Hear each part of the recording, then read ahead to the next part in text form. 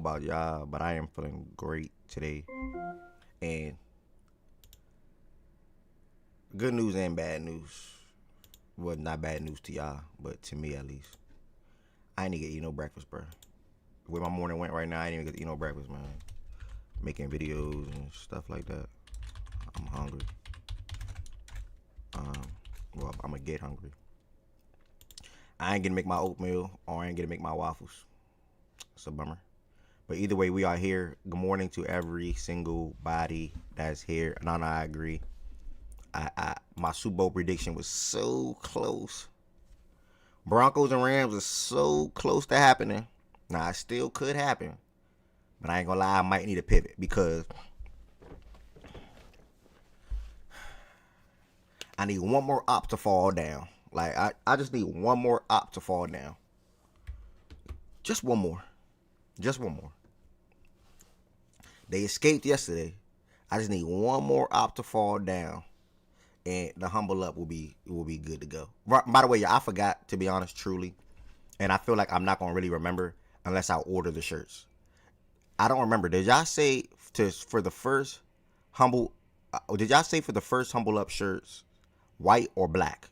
Did y'all say white or black? Why did you pick the Texans then try? Appreciate that follow, 80K. Shit, I gotta fix my soundboard. Why did you pick the Texans and try to bet with OG? I had the Patriots winning the game going into the game. Going into the game, I had the Patriots winning the game. I was live on TikTok saying it. I wasn't live on the freaking fact and stats thing saying it.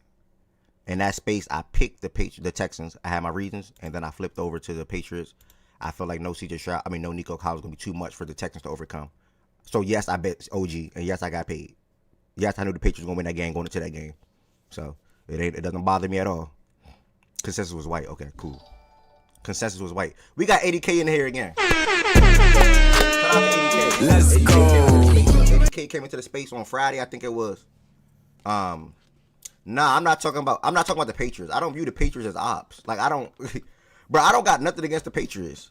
It's that dude T. It's that nigga T. I need T to go down. I don't give two fucks about the Patriots. I got the Patriots winning the game. So it don't really matter to me. It's T. I need T to sink. And he got lucky. He got lucky. I'm gonna just say that. I gotta put my headphones in. Hold on. Damn, hold on. Damn. She called me, said she heard me on the radio. This man Lowe just asked me, yo, why did you make a smart bet to win some money? Like, huh? Like, are we not both from PG County, Maryland? Do you not want me to bet with the Patriots and win money? Like, you can say one thing and feel another. I literally said word for word on Friday or Thursday. Whatever day the space was. I think it was Friday. I'm feeling the Texans right now, but I can wake up on Sunday and feel Patriots. I did that. Like, literally, I did that. OG, you literally told me you had Texans. Yes, and let me just show you. Let me show you. I told you that. Yes, that is 100% factual. Let me show you. Hold on. I told you that on whatever day that was. Was that Friday, I guess? Was that Friday? I have texts on Saturday of me trying to bet OG with the Patriots. He was ducking. So I had to catch him during the game. I had to catch that nigga during the game. OG hate me. I'm fucking OG up right now. Our last 4 bets, I won. I'm fucking him up. He better leave me alone. I'm telling y'all that right now. He better leave me the fuck alone. And low, if Bo Nix was playing, I would take the Broncos. He's just not playing, though. So I think the Patriots are going to win and go to the Super Bowl. Would that make it better for you? T went silent. Happy MLK Day, for sure. Happy MLK Day. Houston money is sweet. I won our last 4 bets against OG. Last 4. Like, I literally swept him. I literally swept him. Like, oh yeah. One, shout out to y'all for holding down the Discord yesterday. My TikTok live went crazy yesterday. Shout out to Chan for share screening the game. But, bruh, I had 500, 600, peaked at 1,700 people watching the game with me yesterday. So I couldn't be active inside of the Discord like I was Saturday on Sunday. Picked up 900 something new followers yesterday. A lot of gifts and things like that. And I'm trying to tell them about Facts and Stats as much as I can to get them to come inside of the show or throughout the week. Monday through Friday, whenever they can at 11 a.m. So, yeah, man, it was popping yesterday. I'm probably going to be doing the same thing today for Miami and Indiana tonight, which I cannot wait for that game a little bit. The game was in Miami, Florida, whatever. But then you got the Indiana team. Guess who's here? You saying guess who's here like you the boogeyman or something, OG? I'm the boogeyman. I ain't never see a nigga that they call OG, and I say this in a respectful way. I never seen an old nigga scared of a young nigga. Like, you scared of me. You are scared of me. You got 20 years or something like that on me, and you scared of me. Nigga, I'm a bad dude, and I told you that. I'm a bad dude. I'm a bad dude. Look, y'all. Let me show y'all something real quick. This is what I text OG when I take money from him. I send songs letting him know I'm a bad motherfucker. Like, y'all see that? I'm a bad motherfucker. I sent him that. I'm not the one to fuck with. Hey, man, like, I tell him that all the time. I send you songs that let you know how I am and how I feel about myself and what you know now. Leave me alone. And go back to Dallas, nigga. That CJ Stroud shit is not it. And you know that. Everybody that's in here, good morning, man. If you're on the YouTube side of things, make sure you all hit the thumbs up button on this video for me. I will greatly appreciate that. That will help the algorithm out for anybody that's surfing on YouTube to come across Facts and Stats and be willing to chime into the show. Also, if you're on YouTube and you want to extend your support for the platform, there are a couple of things you guys can do. You can, one, hit the thumbs up button like I just listed or said. You can also send super chats and or super thanks at any time. Whether it's $1, $2, $3, even $10, I'll be grateful, 100%. Last but certainly not least, I got Black Haji, Established, and OG, all members on the YouTube side of things, and you can become members as well. Thank y'all for still being members over the last year, I would say, year and some change. Thank y'all for still being members on the YouTube side of things. And being a member just let me know you rock with me on a month-to-month basis.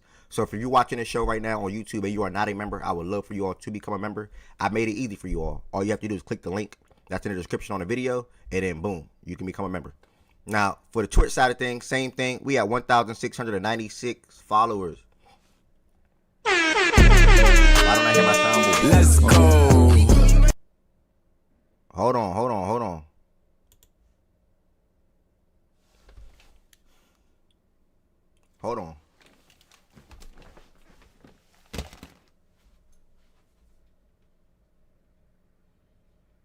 What's going on, Mo?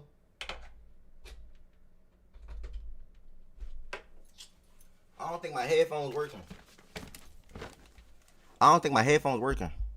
Wait, hold on.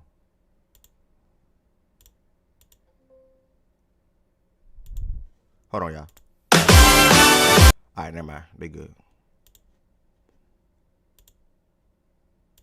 Why don't I hear my soundboard? Let's go.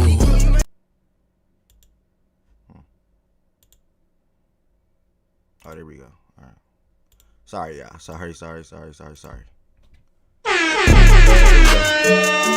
go. I had to troubleshoot that real quick. All right. Yeah, man. If you on the Twitch side of things, appreciate it. 1,697 followers now.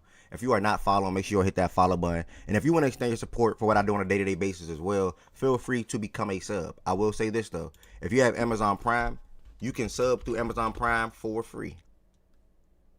Whether you black, whether you white, whatever race you are, anybody likes free things. If you have Amazon Prime, you can sub through for free. I just dropped that link in the chat. If you don't have Amazon Prime and you just want to extend your support, feel free to become a sub. That link is in the chat as well. If you want to join the stage, you have to join the stage through the Facts and Stats Discord. The Discord is pinned on the YouTube side of things. The Discord is also pinned, will be pinned on Twitch shortly. But all those links are in the chat right now. So thank y'all for rocking with the Facts and Stats show today. Thank y'all for being in here so far today.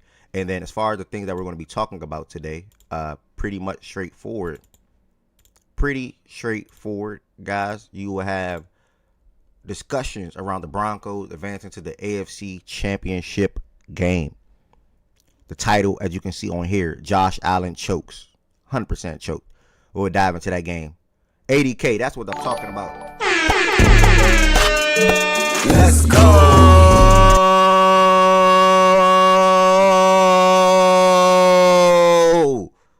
Shout out to 80K for subscribing, man. You are a real dude, my boy. You are a real dude, my boy. Came through to the spaces on Friday.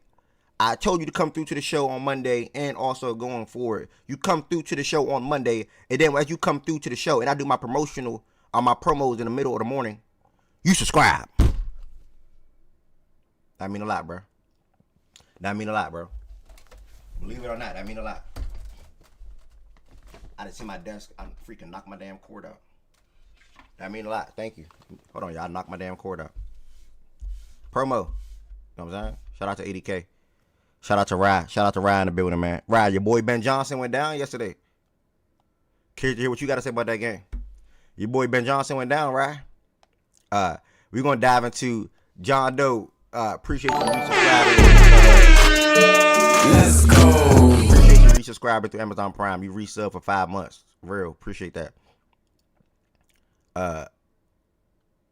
That's that Mazak. Mazak, you were a joke. We're going to talk about the Seahawks destroying the 49ers. I made videos on all these games this morning. I'm uploading them throughout the day. Brief thoughts. Seahawks set the tone early. It's really just that simple. They beat the crap out of the 49ers. That wasn't a playoff game. Next, CJ Stroud struggles continue. Pats advance. You know what the biggest thing that I saw and heard on Twitter this week? The biggest thing that I saw and heard, and let me know if I'm lying, by the way, y'all. The biggest thing that I saw and heard on Twitter this week was, well, CJ Stroud can't play any worse than what he did against the Steelers. But Texans fans were saying, if that's the worst CJ Stroud is going to be, then we're good. Like, they were literally saying this. CJ Stroud cannot play any worse than what he did against the Steelers last week. On me, this was said by numerous Texans fans and a lot of people. He can't be any worse. Therefore, he'll be better in the game going against the Patriots. Well, nigga, he was worse. He literally was worse. Like, literally was worse. Like, literally.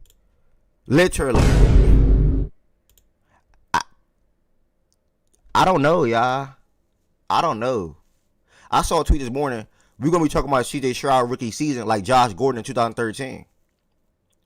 Now, I might be spot on. We're going to dive into CJ Stroud struggling. The Patriots advancing to the AFC championship game. They now face the Denver Broncos. No Bo Nick, so it's going to be, you know what I'm saying? We'll see what happens. And then last but certainly not least, for NFL-wise, Rams win in overtime. They escaped, bro. I'm not going to lie. They escaped. The Rams did not look like the better team last night. If I had to give my brief opinion on that. They did not look like the better team last night. But again, to the Josh Allen game, to the CJ Stroud game, you cannot win a game in the playoffs with having that many turnovers. You just can't do it. It's just not going to happen. Caleb Williams threw 3 interceptions. And the last one, I cannot blame him. I cannot blame Caleb Williams. DJ Moore, he didn't even anticipate the ball being thrown to him. Like, no energy, no effort.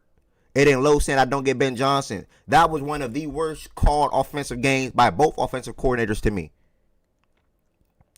Both offensive coordinators. And, I want to have a conversation around that. You would know nut dropper and don't drop nuts and go for 2 at the end. Yeah, I want to know what people feel about that. But Caleb Williams throughout that, Ben Johnson throughout that game. Just terrible calls. Some moments you feel like you should take points, they don't take points, and then you go for the same situations, but they even going for throughout the game, you don't go for the end of the game. Now, granted, I would have went to overtime. The defense did its job in overtime anyway. They forced the Rams to punt the ball. Like, the defense did its job. The Rams threw me off for putting themselves in that situation. It was a 3rd and 10, if y'all remember. It was a 3rd and 10 late in that game. The Rams opted to run the ball on 3rd and 10 when the Bears had 1 timeout, and all the Rams had to do was get a first down. And the game was over. They ran the ball. Also, and last but not least, before I continue, Miami versus Indiana, National Championship preview, 7:30. I cannot wait. No. The Caleb throw to DJ Moore was not out of reach. The Caleb throw to DJ Moore would have been a line drive if DJ Moore ran the route. If DJ Moore ran the route, the throw would have been a line drive, bro. And also, if the throw, Caleb anticipated DJ Moore going to a certain area on the field, and DJ Moore let up, and Cam Curl bursted to it. Cam Curl bursted to that. That would have been an incompletion or a catch by DJ Moore. One or the other. Last but not least, Miami versus Indiana preview. I want to know who y'all got winning this game. It's the national championship of college football season. It's been a great college football year. It's being a great college basketball year so far this year as well.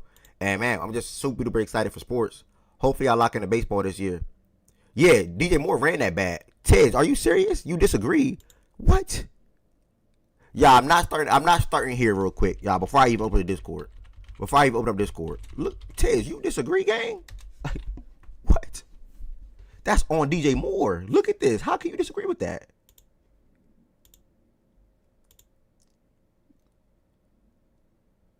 Look how DJ Moore ran the route. DJ Moore didn't even...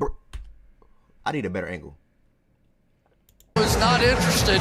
Curl had his eyes on Caleb Williams. If DJ Moore is actually running, he's coming here.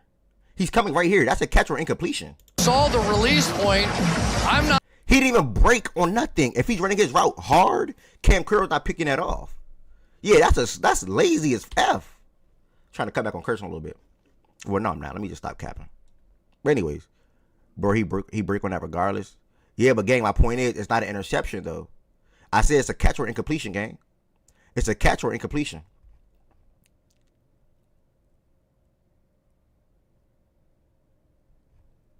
That's a catch or incompletion, gang. Ooh, he had somebody else. He had Luther Burden. Nah, that's late. Never mind. He ain't have Luther. So after that, we talk about the Miami Indiana game, and then we will. I want to know what down that was on too. I don't remember. Let me check real quick. They was walking them down, bro. That was a 10-play drive game. They was walking them down, bro. That was on second down. They was walking them down. I ain't gonna lie. But hey, that is what it is. I'm about to open up the Discord. Y'all, if y'all want to join the stage, feel free to hit the Discord. We're going to dive into all 4 of these games. We're going to wrap up the show. Jimmy Buckets, appreciate that follow, man. We're going to wrap up the show with Miami, Indiana, predictions, preview, and thoughts. Good luck to both of these teams today. Is Carson Beck going to win the championship at Miami after transferring from Georgia? Is Mendoza going to cap off his Heisman season, undefeated season, with a national championship being brought back to Indiana? Definitely worth the watch. I think Indiana is more balanced. Indiana's been a balanced football team all year, while Miami been hanging on their defense a lot this season, while offense been able to pop throughout the season as well with Daniels, Tony, the running game, Fletcher, and Beck, and so forth. But Indiana, they're good defensively. They have weapons on the outside. They have a good running back, and on top of it all, they have the better quarterback. Tennessee Miami money line. I don't know. I think I'm Indiana, y'all. I'm not gonna lie. I think I'm Indiana. So it's worth watching. I hope it's 50-50 in here when it comes to that game. And we're going to go ahead and hit the Discord now. 28 people watching right now on Twitch. Thank y'all. 31 people actually watching right now on Twitch. 20-something people watching right now on YouTube. If this is your first time, hit that subscribe button. Also, if this is your first time, feel free to join the stage as well. This is an open platform that allows anybody to speak their mind in regards to whatever the conversation is. And right now, it's going to be football all day. And I'm going to try to pick up college basketball and NBA tomorrow since it won't be any NFL talks on Tuesday. So I'll push college basketball and NBA to tomorrow since there's not going to be any college basketball talks. NFL talks tomorrow. Shaggy with the resub. Thank you, my brother. Look at me, my name, Eb. I feel sorry for Josh Allen even though he sold the game. I feel sorry for Josh Allen. No, I don't. What are you talking about? Josh Allen, do you see the title before you even commented that? The title literally says Josh Allen chokes, my brother. What are you talking about? I don't feel sorry for Josh Allen at all. Right message, wrong nigga. Right? Are you saying that to the wrong nigga or something? Say that to BJ, nigga. I don't feel sorry for him. You tripping, my brother. Let me open up this Discord, y'all. Hold on. You open up this Discord. All right, let's get into these football topics, y'all. Sports. No, I'm me. I'm me. I'm authentic. I'm facts and stats. Hate it, I love it. The underdog's on top. And I'm going to shine, homie, until my heart stop. Go ahead, envy me. I miss the facts and stats. And can't nobody make me change for nothing. What you talking about, nigga? You talking about, nigga? You talking about, I'm me. Straight up. Josh, Caleb, Lamar, all your guys suck. All your guys suck. Caleb Williams don't suck. Lamar don't suck. And Josh Allen don't suck. Like what? What are you talking about? All right, the Discord is now live, y'all. If you want to join the stage, feel free to join the stage. We're going to kick it off with this Bills versus Broncos game to get Saturday out the way real quick. And my thoughts on this game, man. My thoughts on this game right here. I feel like I've been briefing walking to this game, but I will start at the top. Broncos, hats off to these boys first and foremost. Can you pin the link? Can I pin the Discord link? Yeah, sorry about that. Nightbot didn't put it in the chat yet. Nightbot probably put it in the chat like 1 minute. Hold on.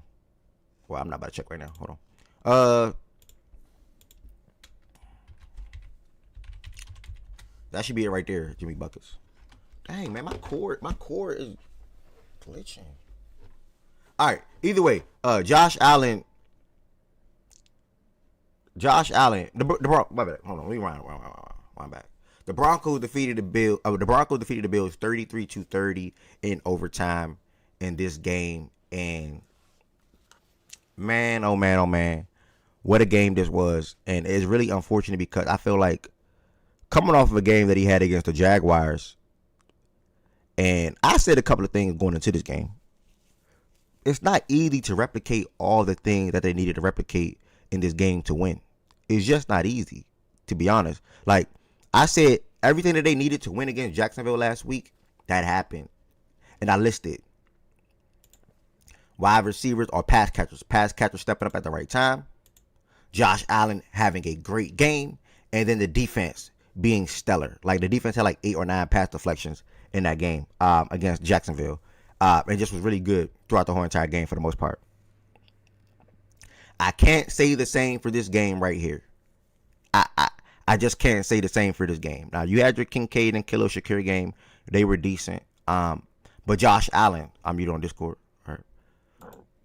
Excuse me.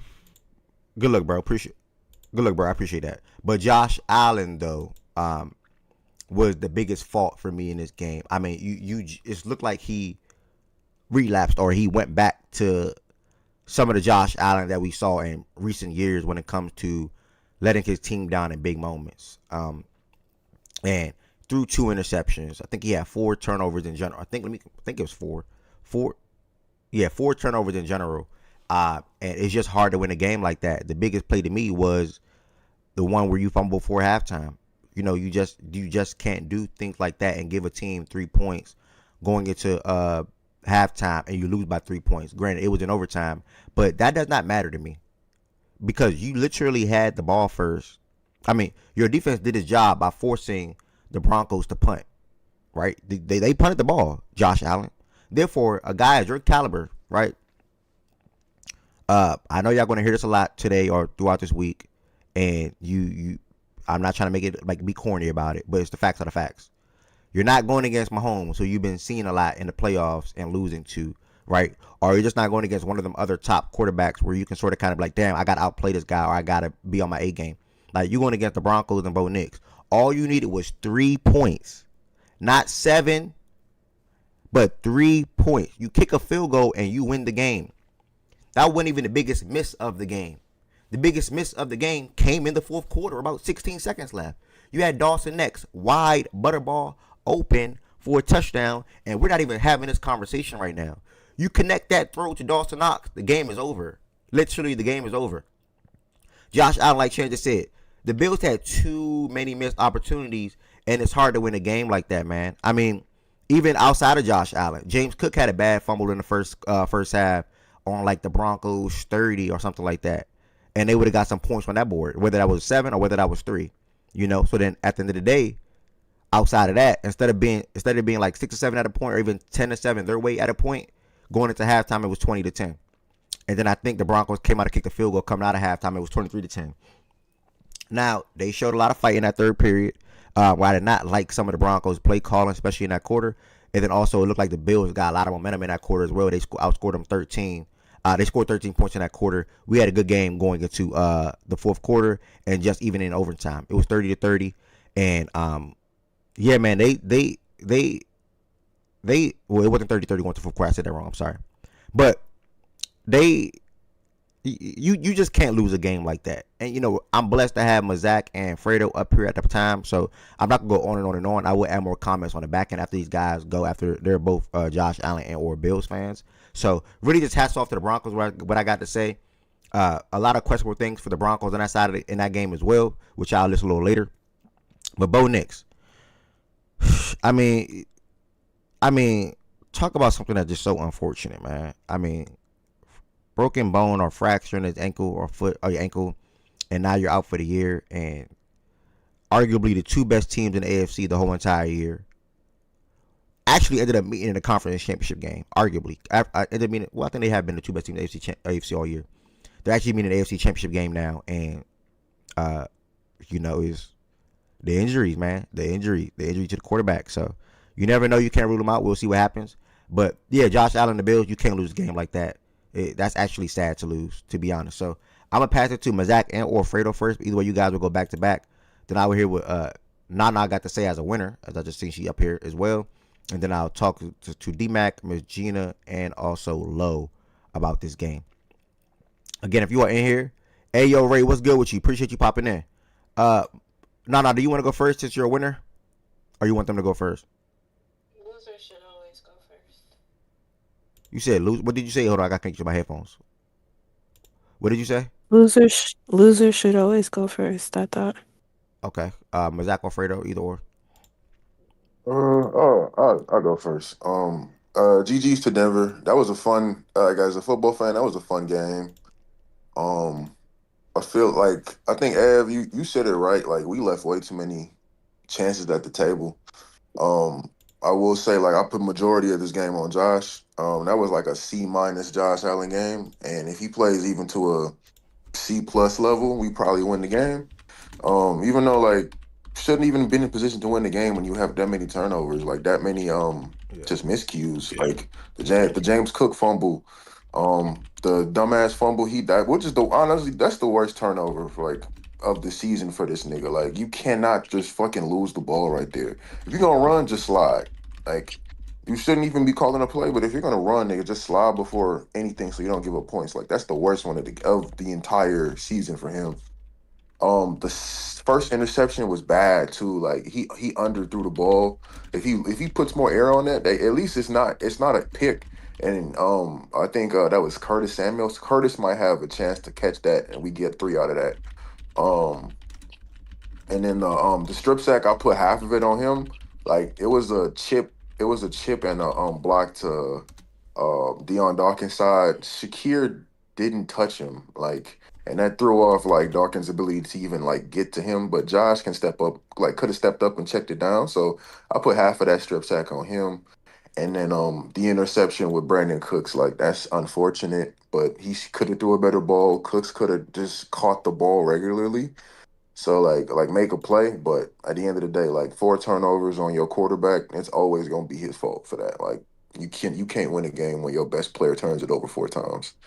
I gotta say, I think that we had a good game plan. I think that we ran the ball well outside of Cook's fumble. Like, the run game was fine. I think the play calling Joe Brady did was really good. We attacked, like, in areas that we knew we had advantages on, and we schemed some good shit up, and niggas couldn't execute. Like, I think one of the worst ones was the screen. Like, am I pissed that we keep calling fucking screen passes on third down? Um, yeah, but it was there. Maybe he doesn't score, but he probably gets the first down right there, or you get in position to touch push it, and you kill more clock. So you can't dirt screen pass. I think that's like this. Like, I think he dirted like 3 passes yesterday. I mean, not yesterday, Sunday, well, Saturday. Just a bad game overall. Like, he played like shit. The defense did a okay job. Would I have wanted one more stop, like with like in that 4 minutes after it was 24-20? Yeah, but when your quarterback plays that bad, I can't entirely blame the defense that much. To the point with the Dawson Knox though, because you said like he hits that throw, we like he probably walks in. Yeah, but one like that nigga held our tackle held. They shouldn't even been in position to even Facts. have that shit. He held like a motherfucker. And then even with the whole shout out to Zach Allen because he pretty much saved the touchdown because he pushed our center back into Josh's pot lap so he couldn't step up. So like that throw became like insanely difficult. So he couldn't step up into it. Like so it like shout out to the Denver defense for like affecting the throw. Um Overall, like it's disappointing as fuck. Like that's a game you could have won, and if they played clean, we probably do win the game. But it is what it is. Like he deserves all the criticism he's gonna get. Like I think I broke it down. I put 60% of that shit on Josh. I put 20 on the defense and 20 on James Cook and coaching. So you got to be better. Is what it is. GG's to Denver. Like that was a hard fought game. It sucks about Bo. Like I hate that shit. Like that shit sucks. But shout out to them. 60%. Good morning, huh? Hell no. I mean, If that's a C- game, I'd hate to see an F.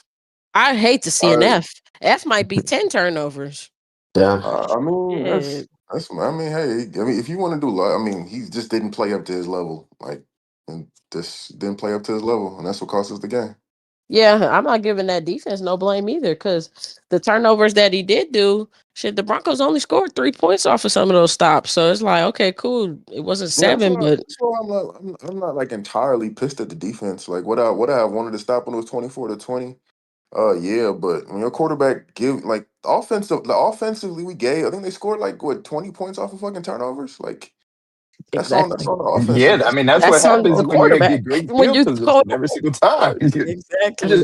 It's he did not play up to his standard. He played poorly. Period. yeah, Like no, it's not. he got outplayed by Bo Nix. I admit that Nigga, shit. nigga, But Damn. he said he Bo played bad, game. bro. He said he Bo played played bad, a bro. Damn. Bo played a weight like Bo's turnover was a turnover, but it wasn't as egregious as anything Josh did.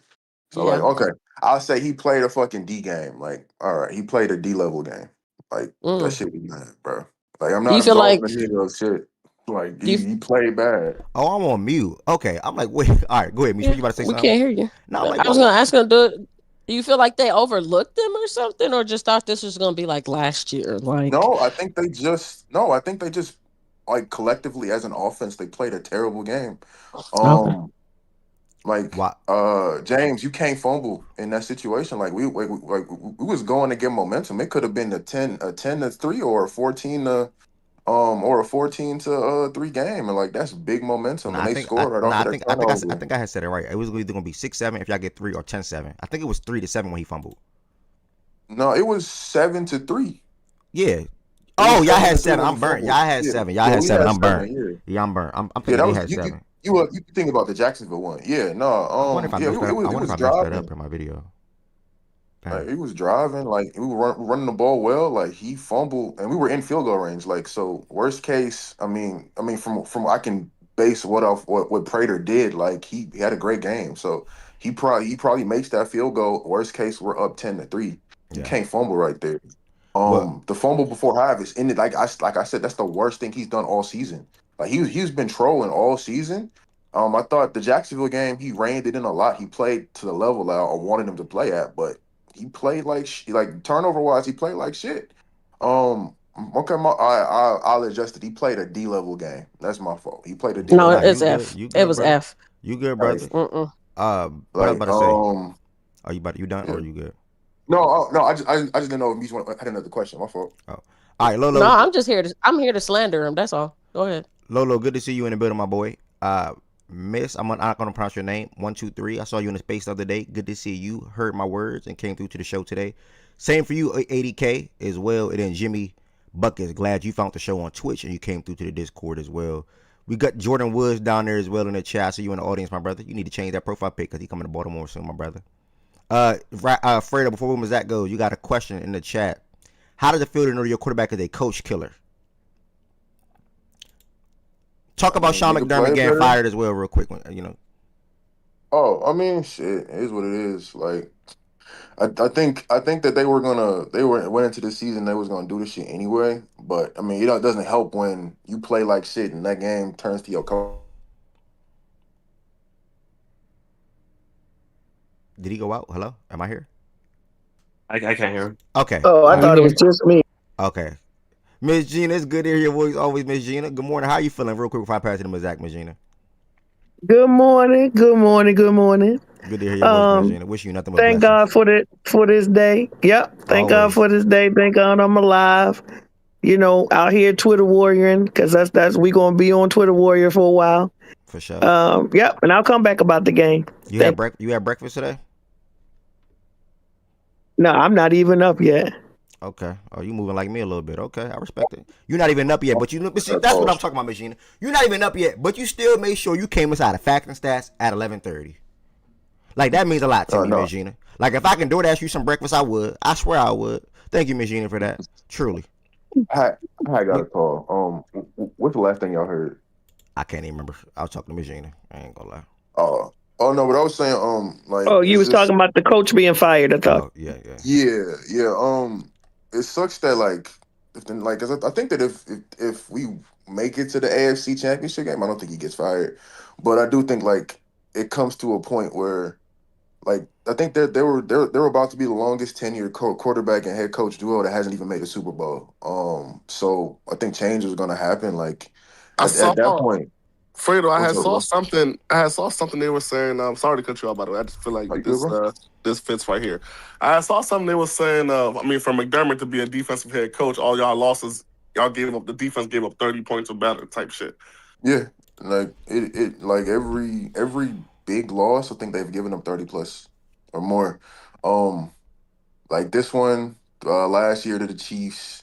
I think the crazy part last year to the Chiefs was that we were the only team they scored 30 on all season. Like that offense hadn't got over 30 yet the entire season until that game. The year before that, it was to the Chiefs. Yeah, the year before that was to the Chiefs to give up 30. The Bengals game I put on, the whole team played like shit. So I don't put that on knowing like everyone played like shit. But yeah, like it's just like it's a culmination of 8 years of like you being a defensive coach and like your defense not being able to get a stop. And just, like once you're with the same combination for so long and stuff doesn't change, like you're playing with the definition of insanity. Like, I think Jordan is right. Like Josh had chances to overcome it. Like even against the Chiefs last year, like I put that shit on him too, because last year, like if they score, they win. So like that's on him too. It's not all on McDermott, but it is like a combination of everything. So it's like what you gonna get? What are you gonna do? Trade the quarterback or get rid of the coach? Like you're always gonna pick your top 3 quarterbacks. So I mean that's just how shit is. Like do I think I don't think he's a bad coach. I don't think he's gonna be the coach that was gonna get over the hump. So they made a move. I would have moved on from the GM too.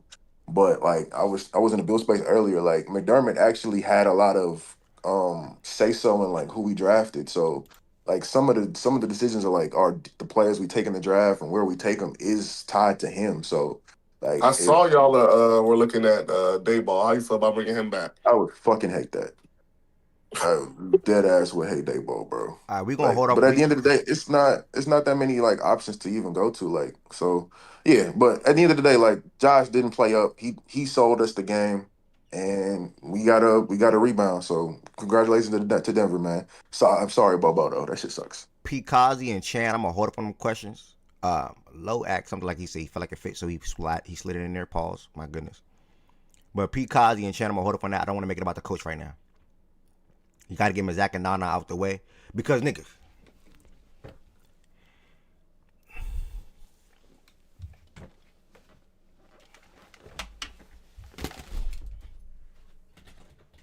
Did his shit just give out? Yeah, I was just gonna say, what the hell happened? Oh, he's gone. Me again. He's gone. I thought it was me again because I've been having all of the audio issues. Hey, I thought it was me too. I'm like, what the heck? Hey, he back. Because I know if it was number 8, nigga. We not this calm. We not this quiet. We not. No. I gotta get Miss Zach and Nana out the way, and we gotta have some real conversations. Cause that shit was disgusting. I was waiting for it to be. I was waiting for them to get the. I was just waiting. I wanted to I wait was till y'all waiting. got to let them Like talk because I know you're this trying is to run. I insane know to you're me. trying to be a bit more organized, so I didn't want to. Yeah, let's get niggas them, was talking, so I was letting them going. Let's get them Is out the this way when we real get to quick. the Lamar? Nah, and I hate to bring him up, but I got Lamar, nigga. Lamar. I'm seeing the chat below, nigga. Nigga, I see a Leah Nicole in the audience. She would have been up here. OG would have been up here. B Young would have been up here. Bear would have been up here. Well, OG can't come up here, nigga. We know. I bet. It would have been way more people up here if that was Lamar Jackson yesterday. The facts are the facts, but that's okay. Why I get brought into this? Let Miss Zach and Nana go so we can To get go, through. and then we just trying to have some. We trying to be organized, nigga. Go ahead, my Zach. Nana said she needed 5 minutes. By the way,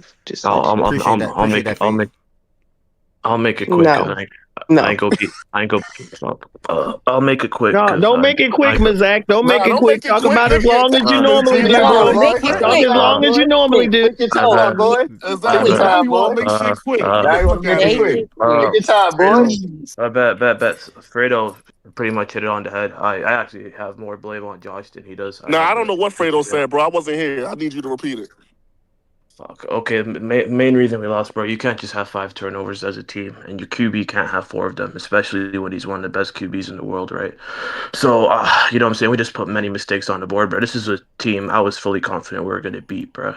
And, like, the first half looked good. We were running the ball. Those James Cook inside runs were great, you know what I'm saying? We got in, got 7. We got to stop the first drive. And then I think shit's just started fucking falling apart after that James Cook fumble. You know what I'm saying? He's been fumbling a lot. I've seen those moments, but like you can't fumble in a game like that, bro. Like that shit's crazy. They 10-point lead. We could have got 7 or 3 points right there. You know what I'm saying? It's cool. They go in, they score themselves. It is.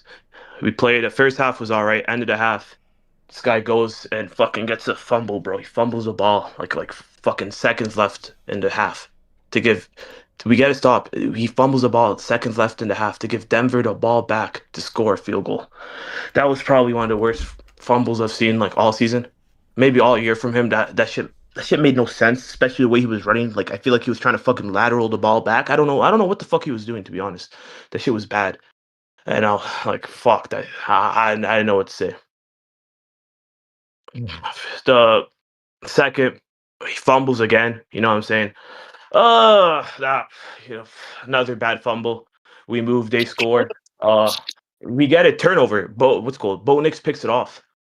He proceeds to throw interception. That shit was bad, but that was a bad ball, bro. You throw that ahead, that's not a pick. That was just I don't even know what he was thinking. Like I don't know why they always bro. That shit was bad. Like, I don't know what they were doing. I don't know what they were doing on that play.